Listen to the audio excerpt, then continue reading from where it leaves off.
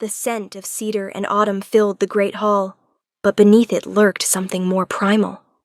The unmistakable musk of alphas gathering for the seasonal claiming. My skin prickled with awareness as I pressed myself against the cold stone wall, trying to disappear among the other omegas brought as offerings. Unlike them, with their perfumed skin and practiced demure glances, I hadn't been groomed for this moment. My auburn hair hung loose and unadorned, lacking the intricate braids that marked those raised in the tradition. "Stand straight, girl," hissed the handler, her fingers digging into my shoulder. "The Alpha King himself is present tonight." I bit the inside of my cheek until I tasted blood. 5 days ago, I had been gathering herbs in the forest when the council elders came to my cottage with their proposition, my freedom in exchange for our town's protection. My grandmother's copper pendant hung heavy against my chest, hidden beneath the thin ceremonial dress. "Remember, Ilara," she had whispered before she died, "your heart is the one thing they cannot take unless you surrender it." The pendant was engraved with a raven circling a crescent moon, a symbol from the old religion before alphas ruled with iron fists and omegas became currency. The massive oak doors swung open and the room fell into immediate silence. A tall figure entered, flanked by warriors whose scars told stories of battles won. But it was him, the Alpha King, who commanded every gaze. He moved like a predator, each step deliberate and powerful. Dark furs adorned his shoulders despite the roaring fires. His face remained impassive as he surveyed the room, but when his eyes swept over the line of omegas, something flashed across his features. Those eyes found mine, and the world tilted. "That one," he said, his voice cutting through the silence. "The one with untamed hair." Every head turned toward me, and the handler's grip tightened painfully. This wasn't supposed to happen. I was meant to be overlooked, a token offering from a village too poor to provide a proper mate. But the Alpha King had looked at me, and only me. They brought me to his chambers like an animal to slaughter. 2 guards flanked me as we walked through twisting corridors of stone and tapestry. "Don't try running," one guard warned, though his tone held pity. "King Theron doesn't tolerate disobedience." Theron. Even his name felt like a blade against my skin. The chamber door loomed before us, intricately carved with scenes of ravens hunting beneath a full moon. My grandmother's stories came rushing back, tales of alphas who transformed under moonlight, becoming the beasts whose spirits they carried. "Wait here," the first guard instructed before both men retreated, leaving me alone. The door swung open and heat billowed out from within. "Enter." My legs moved of their own accord, carrying me into a chamber larger than my entire cottage. Furs covered the stone floor, and a massive bed dominated one wall. A fire roared in a hearth big enough to roast a deer, casting dancing shadows across walls adorned with weapons and maps. The Alpha King, Theron, stood by a table laden with food and wine. He had removed his ceremonial furs, revealing broad shoulders beneath a simple linen shirt. "You haven't been prepared properly," he observed, eyes narrowing. "Which village sent you?" "Ashwood," I answered, surprised to find my voice steady. "We had little warning." His laugh was sharp. "Tribute. Is that what they told you this was?" He moved toward me. "What's your name, Omega?" "Ilara." "Ilara," he repeated. "Do you know why you're here?" I lifted my chin. "Our council traded me for protection." "And do you know what happens to Omegas chosen at the seasonal claiming?" The stories were well known. Omegas chosen by Alphas became their property. Some were treated well. Others were never seen again. "I know enough," I replied. Theron circled me slowly. "I wonder if you do. The council from your village sent a letter with their offering. Do you know what it said?" I shook my head. It said their tribute was defective, that you carry a sickness of the mind that makes you unsuitable. His eyes bore into mine. They claimed you see visions, that you speak with spirits no one else can perceive. The blood drained from my face. My sickness had been my deepest secret, shared only with my grandmother who had the same gift. They sent you expecting you to fail, Theron continued, to be rejected and returned in shame, fulfilling their obligation without losing anyone they deemed valuable. Humiliation burned through me, followed quickly by anger. I didn't ask to be here, I said, tremor breaking through my composure. Send me back or keep me or kill me, whatever punishment fits their insult. Something flashed in his eyes, surprised that I would speak to him so directly. There will be no punishment, he said after a moment. Not for you, at least. His smile was predatory. I have a proposition for you, Alara of Ashwood. A chance to secure both your freedom and your village's safety. My heart skipped. What kind of proposition? Spend the night in my bed, he said simply, extending a goblet toward me. If you endure until dawn without fleeing, I'll set you free. No claiming, no binding. You may return to your village, and I'll ensure they remain under my protection. I stared at him, waiting for the trap. Just sleep beside you? His laugh was genuine this time. No, little Omega. Not just sleep. Heat flooded my cheeks as understanding dawned. And if I refuse? Then you return to Ashwood immediately, but my protection is withdrawn. The choice was no choice at all. My village, for all its faults, was home to innocents who had no part in the council's decision. One night, I repeated carefully, and then I'm free. No claiming bite, no binding ceremony. He nodded once. One night. Your courage for your freedom. I reached for the goblet, our fingers brushing. A jolt of something electric passed between us, making my breath catch. His nostrils flared slightly. What happens now? I asked. Theron's eyes darkened. Now we wait for nightfall. And then, Alara of Ashwood, we discover what you're truly made of. I paced the chamber as Theron watched from a chair by the fire, his presence filling the room even in silence. Are you planning an escape route? He asked finally, amusement coloring his tone.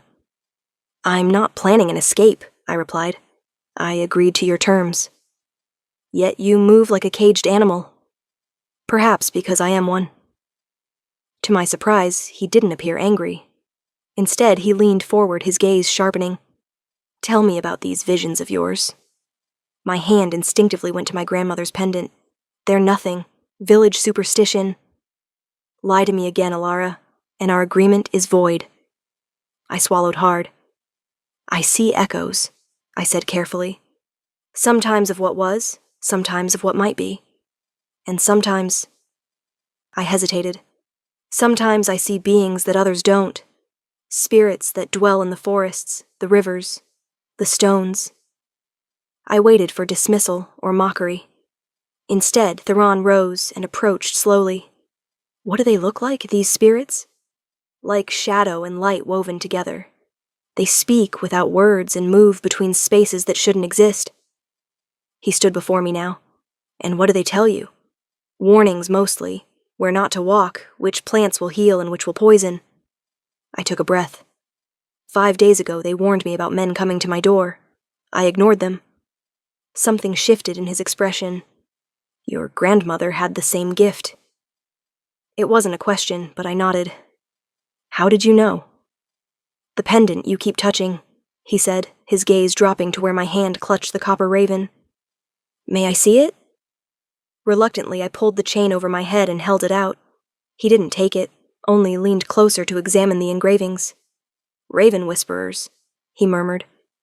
I thought they had all died out generations ago. Raven whisperers? An old bloodline, rare among Omegas. There was a time when they were revered, not reviled. He gestured for me to put the pendant back on. Your council knows nothing of what they've sent me. Before I could ask what he meant, a knock sounded. A young woman appeared with more food and drink. Your bath is prepared in the adjoining chamber, my king, she said, and for the Omega as well, if she wishes. When the door closed, Theron turned to me. You should eat, then bathe. Night approaches. The reminder sent anxiety through me. I moved to the table, selecting bread more to have something to do than from hunger. Most Omegas brought here refuse food, Theron observed, either from fear or from training to maintain the slender figures alphas supposedly prefer. He gestured to the spread. Eat what you wish. You'll need your strength. The implication made heat rise to my cheeks, but I forced myself to eat. When I finished, Theron led me to a smaller chamber lit by oil lamps. Steam rose from a copper tub large enough for two, the water's surface scattered with flower petals. Take your time, he said. I'll bathe after you. He closed the door, leaving me alone with my thundering heart. I undressed quickly, setting my grandmother's pendant carefully beside the tub. The water was perfectly heated, and I sank into it with a sigh. For a moment I allowed myself to simply exist in the warmth. Reality intruded soon enough. One night in the Alpha King's bed, one night to endure, and then freedom. I could do this. I had endured the winter my parents died, leaving me alone at 11. The whispers and isolation as my strangeness became apparent. The hunger when villagers refused to trade with the cursed girl. I could endure one night. When I finally emerged, I found a soft drying cloth and a robe of deep green laid out. I dried my auburn hair as best I could, then donned the robe and secured my pendant around my neck once more. I'm finished, I called. The door opened immediately. Theron entered, his gaze sweeping over me in a way that made me acutely aware of how the damp robe clung to certain curves. Your turn, I said, moving to pass him. His hand caught my arm, gentle but firm. Wait. I froze. He was close enough that I could smell him. Cedar and smoke, and something wild. My Omega instincts, dormant until now, stirred in response, urging submission. I resisted, meeting his gaze steadily despite the trembling in my limbs. There's something you should understand before nightfall completely, he said. I chose you for a reason, Alara of Ashwood. Because I'm a raven whisperer, I guessed. His lips curved. That's part of it. But there's more. He released my arm, fingers trailing lightly. When I entered that hall tonight, I scented something I've been searching for my entire reign, something I'd begun to believe was merely legend. A chill ran down my spine. What did you scent? My fated mate. The words hung heavy between us. Fated mates were the stuff of old tales, an Alpha and Omega destined for each other. That's impossible, I said.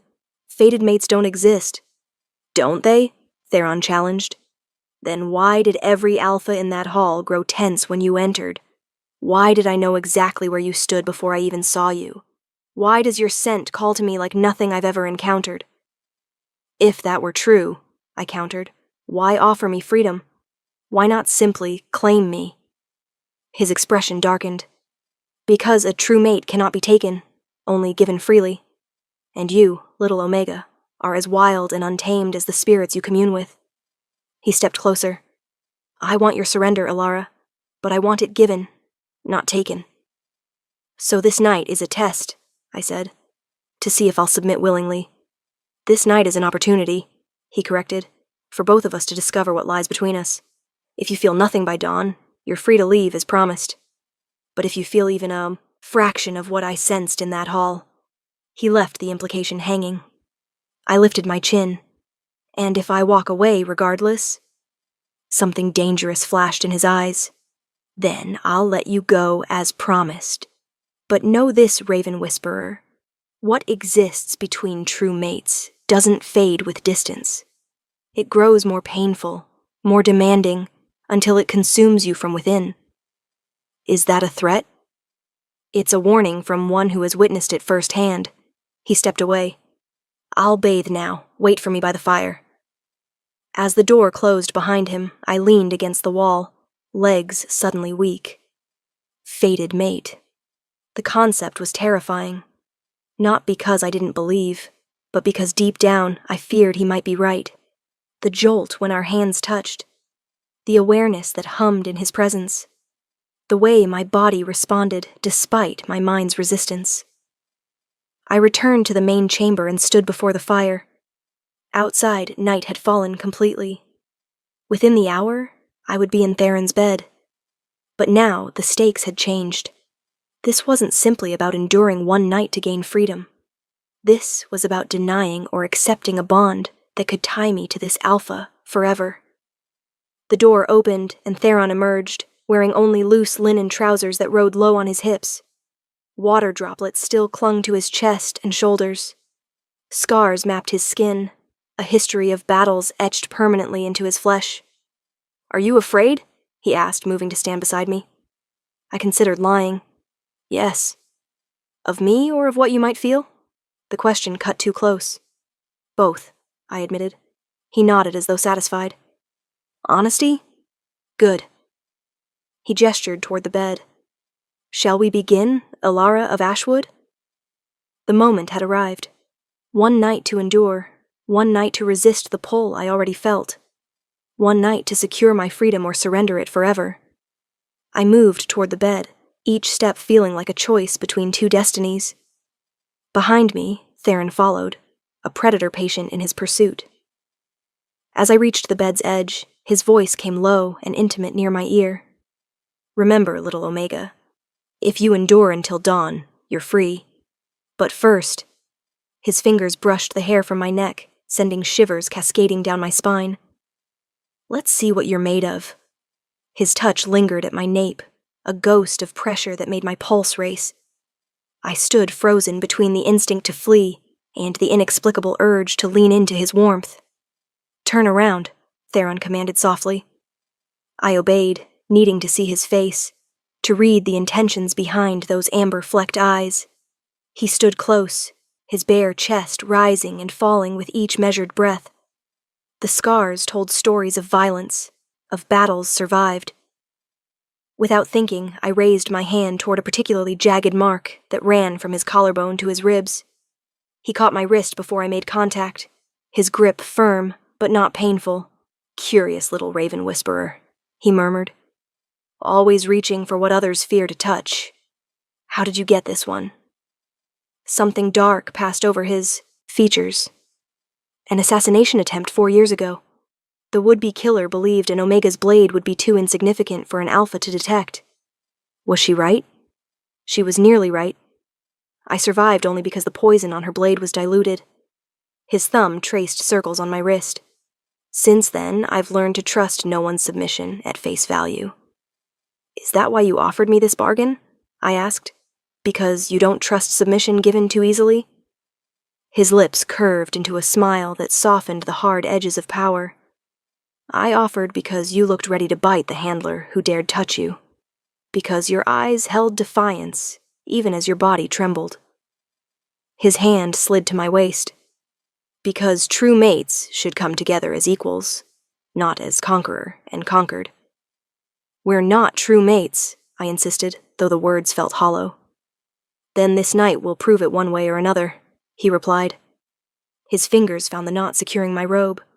"May I?" The question startled me. Alphas didn't ask permission. They took.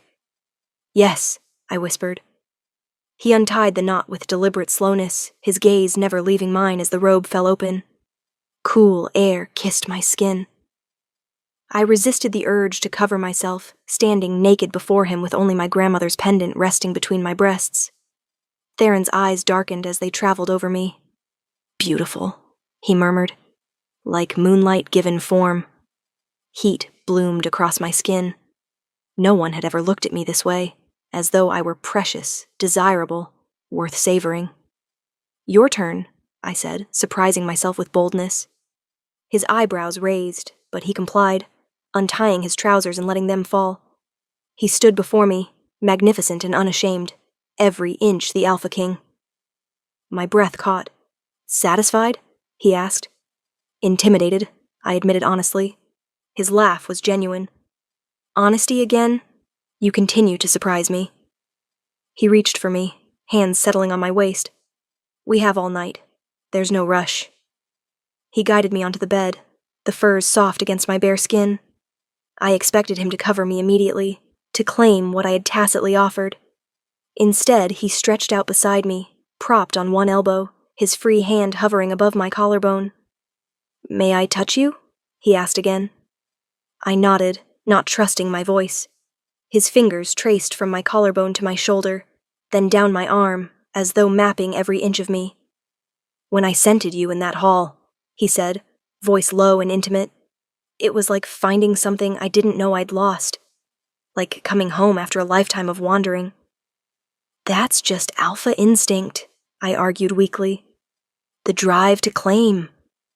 He shook his head, his hand continuing its gentle exploration across my stomach, careful to avoid more intimate places that already ached for his touch. I've been surrounded by Omegas since I took the throne.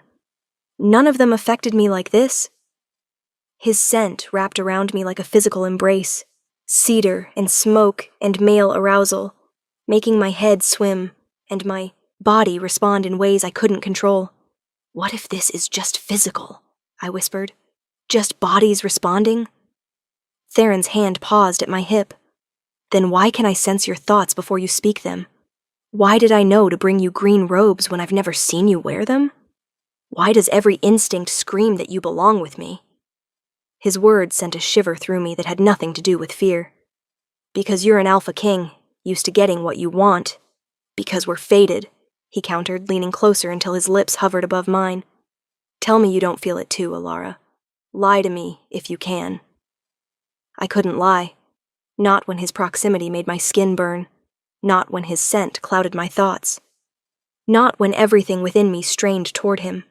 Instead of answering, I closed the distance between us, pressing my lips to his in a kiss born of curiosity as much as desire. For one heartbeat, he remained still, as though shocked. Then he responded with a hunger that stole my breath, his hand sliding into my hair to cradle my head as he deepened the kiss. The touch of his lips sent electricity racing through my body, igniting fire that consumed rational thought. I moaned against his mouth, my hands finding purchase on his shoulders, nails digging into skin as I pulled him closer.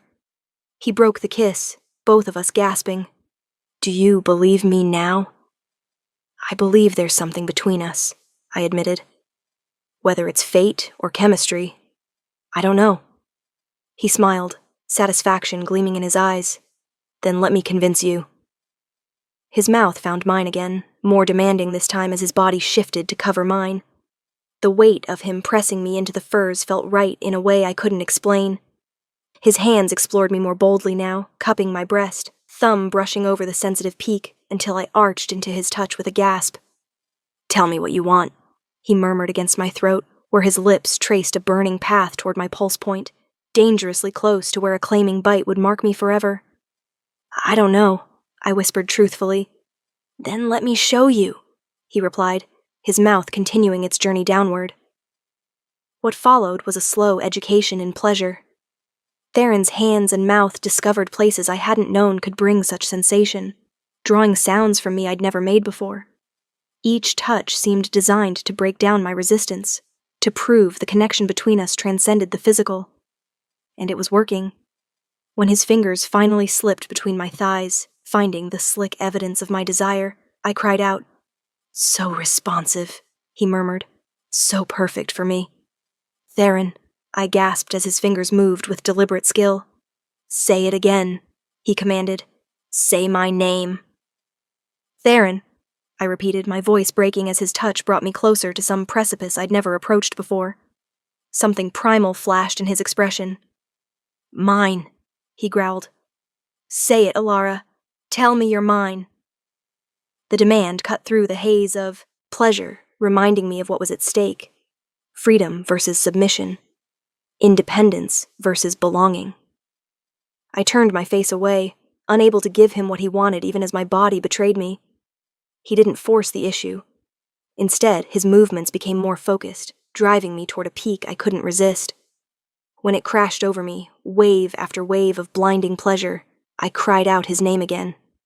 As I lay gasping, he kissed me gently, giving me a moment to recover.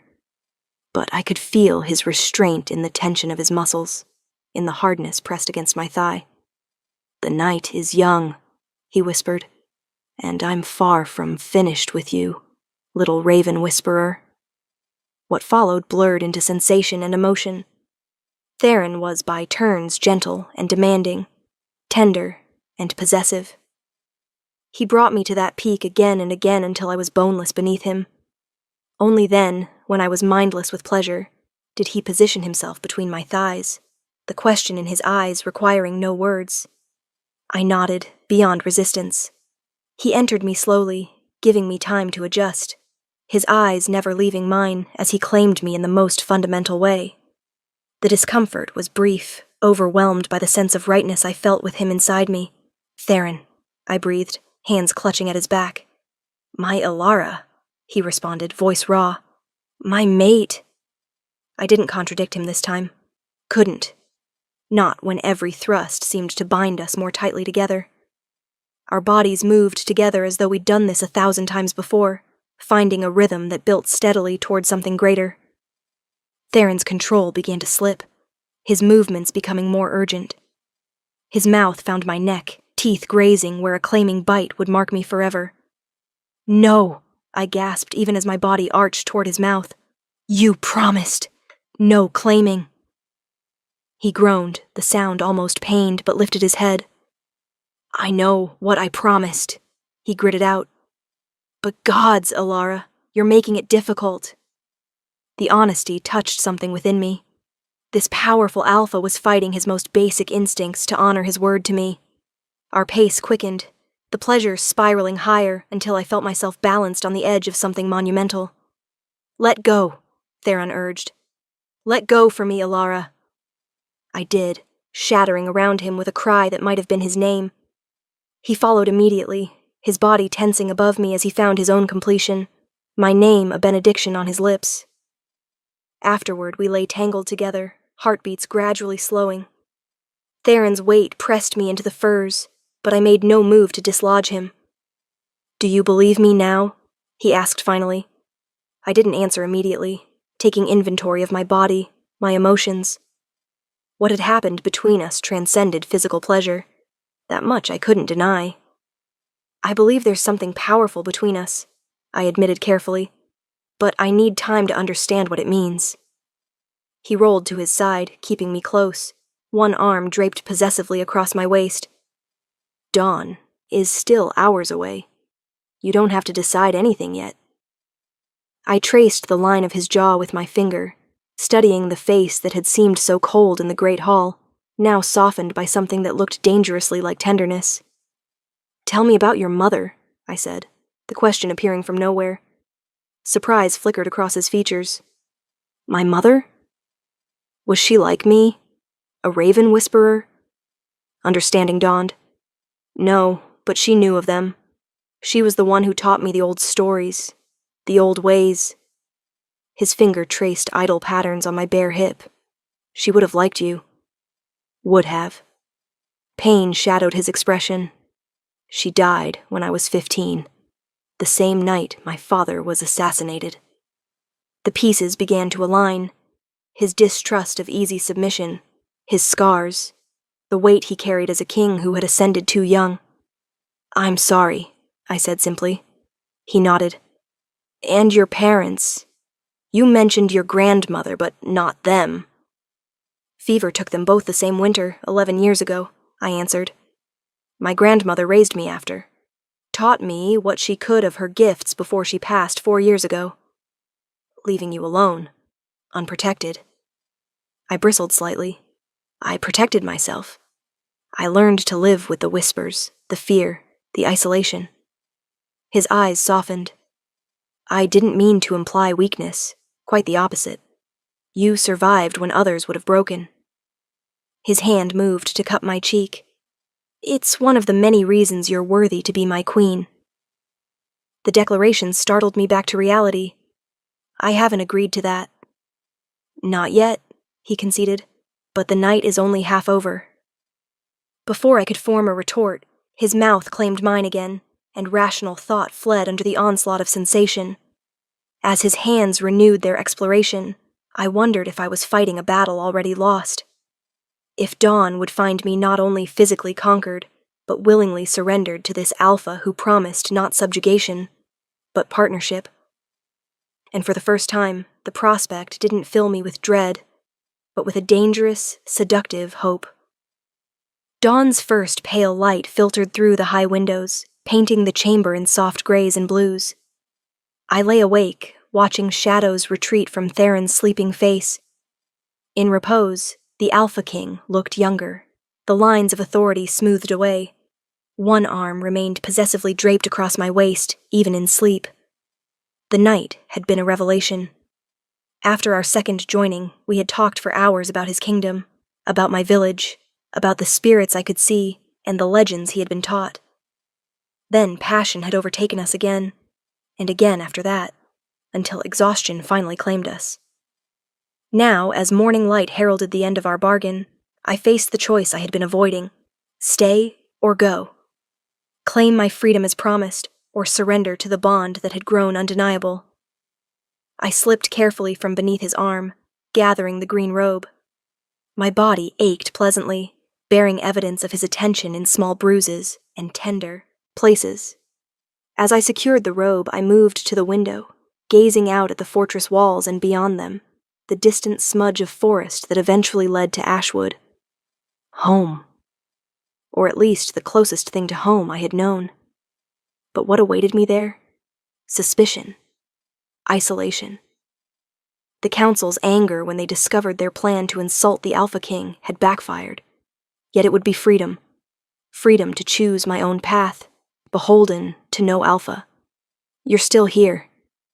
Theron's voice, rough with sleep, startled me. I turned to find him sitting up, the furs pooled at his waist. His eyes were intent upon me. Dawn has just broken, I replied, gesturing to the window. Our bargain is complete. I endured the night. So you did. His expression remained carefully neutral, but I sensed tension beneath his calm. And more than endured, I think. Heat rose to my cheeks at the memory of how enthusiastically I'd participated. The bargain stands, he continued. You're free to return to Ashwood, with my protection guaranteed for your village. I studied him, trying to reconcile this honorable man with the cold, imposing figure who had selected me. Just like that? After everything you said about fated mates, about the pain of separation? Something flashed in his eyes. Pain, perhaps, or resignation. I keep my word, Ilara. Always. He rose from the bed and reached for his discarded trousers. I'll have guards escort you home. You'll want to leave before the court awakens. As he dressed, I remained by the window, conflicted. He was giving me exactly what I had wanted. Freedom. Yet the prospect of walking away from him created an ache in my chest I hadn't anticipated. What if I stayed? The question escaped before I could reconsider. Theron went still, his back to me. Don't toy with me, little Omega, he said, his voice dangerously soft. Not about this. I'm not toying, I replied, taking a step toward him. I'm asking what would happen if I chose to stay. He turned slowly, his expression guarded, but his eyes burning with hope. If you stayed, you would be my queen, my mate, my equal in all things. Equal? I repeated skeptically. An Omega as equal to the Alpha King? The court would never accept it. The court would have no choice. He closed the distance between us, his hands coming to rest lightly on my shoulders. But I won't lie to you, Ilara. It wouldn't be easy. There would be resistance, challenges to your authority, perhaps even danger. Like the Omega assassin who gave you that scar? His lips curved into a grim smile. Precisely like that. There are those who believe Omegas should remain possessions, not partners. They would see you as a threat. I considered this, weighing danger against the promise of belonging. And what of my gifts? The visions? The spirits? The raven whisperers of old were advisors to kings, Theron said. Bridges between the physical world and the realm of spirit. Your gifts would be honored, not hidden. Used for the benefit of the kingdom, not feared as witchcraft. The prospect was seductive, to be valued for the very thing that had made me an outcast. And us? I asked, voice barely above a whisper. What would become of us beyond politics? Something softened in his gaze. We would be what we are meant to be, partners, lovers. His hand moved to rest against my stomach. Eventually parents to heirs who might carry both our strengths. The image sent unexpected yearning through me. Children had seemed impossible in Ashwood. I don't know how to be a queen, I admitted. And I didn't know how to be a king when my father's crown was placed on my head, Theron replied. We learn. We adapt. His hands moved to cup my face. But know this, Elara of Ashwood. I want you for far more than your title or your gifts. I want you for the fire that burns within you, the courage that made you meet my gaze when others cowered, the honesty that refuses false submission. His words wrapped around my heart, squeezing until it was difficult to breathe. This was what I had never expected to find. Not just desire or protection, but recognition. To be seen, truly seen for all that I was. I'm afraid, I confessed, of losing myself, of becoming just an extension of you. Understanding dawned in his eyes. You think accepting the mate bond means surrendering yourself, doesn't it? Not between true mates, never between us. His hands slid down to grasp mine. Come with me. There's something you should see. Curious, I allowed him to lead me to a heavy wooden door on the far side of the chamber. It opened to reveal a narrow spiral staircase, carved into stone. Where does this lead? To the reason I believe we're fated, he replied, guiding me up the winding steps. We climbed in silence. After what felt like hundreds of steps, we emerged into a circular chamber at the top of a tower. Unlike the opulent quarters below, this room was austere, its walls bare save for shelves lined with ancient books and scrolls. In the center stood a pedestal bearing a single object, a crystal orb the size of 2 fists, cloudy within, as though filled with swirling mist. What is this place? I whispered, sensing power humming in the air. The seer's chamber, Theron answered. It has existed since the castle was built centuries ago.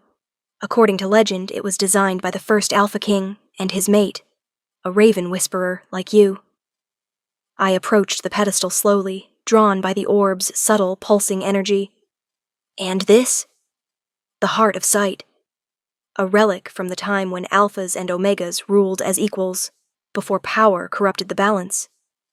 He stood beside me. It responds only to those with the gift of true sight, the raven whisperers. As if responding to his words, the mist within the crystal began to swirl more rapidly, colors bleeding into the grayness, blues, silvers, hints of gold. It's reacting to you, Theron said softly. In 4 generations of my family, it has never responded like this. I stared at the orb, transfixed. What does it do? According to the old texts, it amplifies the Raven Whisperer's gifts, allows them to see more clearly, to reach farther into the realm of spirit. His voice lowered. It's said that when touched by fated mates, one an alpha of royal blood, one a Raven Whisperer, it reveals the path ahead. The implication was clear. You want us to touch it together? He nodded, his expression solemn. If nothing happens, you can walk away knowing our connection was just physical attraction. But if it responds, he left the possibility hanging. I hesitated. What if I still choose to leave even if it shows we're fated? Pain crossed his features, quickly masked. Then I would honor your choice as promised. But I would hope you might consider an alternative. Not immediate claiming, but courtship. Time to know each other beyond a single night. Time for you to see that being my mate would not mean losing yourself, but finding a partner who values all that you are. His offer was unexpected, a concession I hadn't thought an Alpha King capable of making. Not immediate submission, but choice. Not possession, but partnership. Very well, I agreed, my heart racing. We'll touch it together. Theron positioned himself opposite me, the pedestal between us. Place your hand on it when you're ready. I'll do the same. Taking a deep breath, I reached out, my fingers hovering just above the crystal surface. Across from me, Theron mirrored my position, his eyes never leaving mine. In them I saw not the commanding Alpha King, but a man offering vulnerability, hope, and the possibility of rejection. Together, I whispered, and pressed my palm to the cool crystal. As he did the same, light exploded from the orb, so bright I had to close my eyes against its intensity. Behind my eyelids, visions cascaded in rapid succession. Theron and I standing before a gathered court, his hand steady in mine. The two of us bent over ancient texts, searching for answers to some unseen threat. My body swollen with child, his hands protective around the curve of new life. The two of us aged, silver in our hair, surrounded by children and grandchildren who bore the marks of both our bloodlines. And through it all, a sense of rightness, of completion I had never known. Not submission or dominance, but balance. Two halves of a whole, each supporting the other's strengths, each protecting the other's vulnerabilities. When the light faded, and I could open my eyes again, I found Theron staring at me with wonder, with hope, with vulnerability I had never expected to see in the Alpha King. "Did you see?" he asked, his voice rough with emotion. I nodded, unable to speak past the lump in my throat. The visions had been clear, unmistakable. We were indeed fated, not in the simplistic way of children's tales, but in the ancient way, where two souls find in each other the missing pieces of themselves. "I can't be a traditional Omega Queen," I said finally, finding my voice. "I won't be silent or submissive, or merely decorative." "I would never ask that of you," he replied, his hand still on the orb, still connected to mine through the crystal. "I need a partner, Ilara. Not a possession. Someone who will challenge me when I'm wrong, support me when I'm right, and stand beside me as we face whatever comes." "There will be opposition," I warned. "From your court, from traditionalists who believe Omegas should know their place." His smile turned predatory, reminding me that for all his gentleness with me, he was still the Alpha King, a man who had fought and killed to protect his throne. "Let them oppose us. Together, we'll show them what true balance looks like." The pendant at my throat seemed suddenly warm, as though my grandmother approved of this path. I remembered her final words. "Your heart is the one thing they cannot take unless you surrender it." But surrender implied defeat, loss. What I felt looking at Theron now wasn't defeat. It was recognition. Not loss, but finding. "I won't return to Ashwood," I decided, the words feeling right.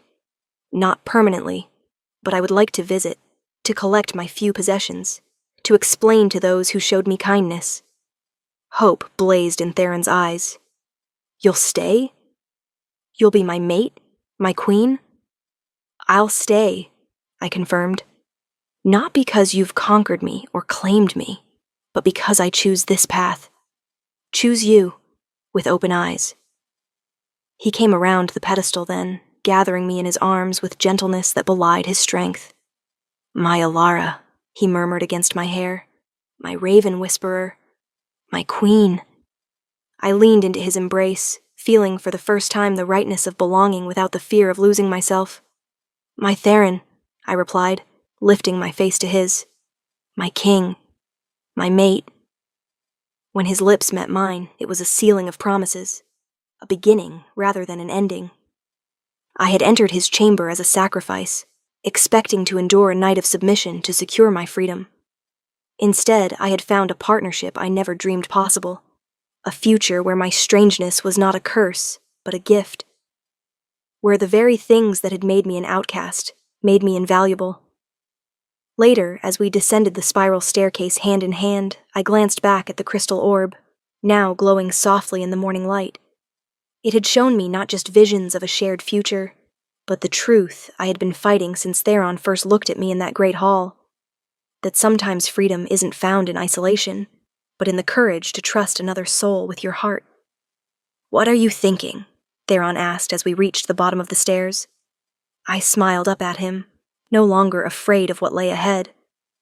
"That I didn't just endure the night in your bed, Alpha King. I found my destiny there." His answering smile was like the sun breaking through clouds. And I found mine in the Omega, who dared to meet my gaze when all others looked away. He lifted my hand to his lips, pressing a kiss to my knuckles. Welcome home, my queen. Home. Not a place, but a person. Not a surrender, but a choice. As Theron led me back toward the royal chambers, where we would begin the work of transforming an ancient kingdom, I felt my grandmother's pendant warm against my skin, a reminder of where I had come from, and a blessing for where I was going. The night I had agreed to endure had ended, but the life I had chosen was just beginning, and for the first time in my memory, I was not afraid of what the future held, because whatever came, we would face it together. Alpha and Omega, king and queen, fated mates bound not by force or tradition, but by choice and recognition of the soul that completed our own.